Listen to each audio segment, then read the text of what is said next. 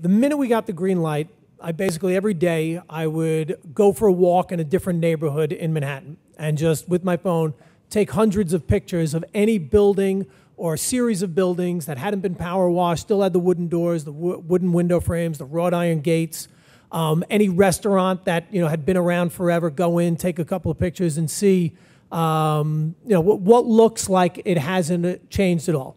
That said, like there's a scene in the pilot you'll see outside of a bar that Tim Hutton walks out of.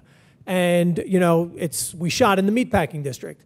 And if our camera, it looks like, early 60s, gritty old New York.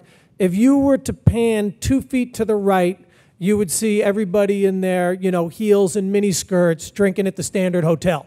And we were always fighting that throughout the city. Just outside the frame, there would be a bunch of people watching who clearly, or there would be a brand new, glass tower right there. How often did you find that you would be on set and you would say, oh, we can't shoot here, how's this even going to look? And there would be someone who was like, no, don't worry, like, we can get rid of all of that. Like, how often did you find yourself getting used to this and understanding what you could and couldn't do in post? It probably took by the third episode for me to, part of it was just, having made so many low-budget and micro-budget movies. That's like a sort of default commitment to reality there. Yeah, like, and I'm just used to moving quickly and maybe not doing a lot of coverage and thinking, okay, 2 takes is enough, we've got to move on.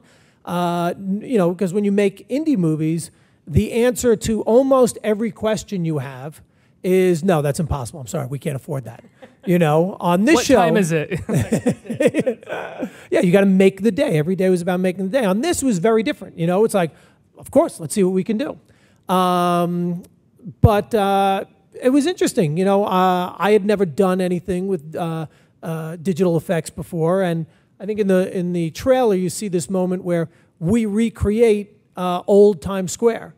And that we shot on the corner of 14th and 8th Avenue. And, the Austin's character rounds the corner and we're behind him. And that's just looking up 8th Avenue. And so the buildings remain the same, but basically we refaced them digitally based on a photograph of Times Square from 1962.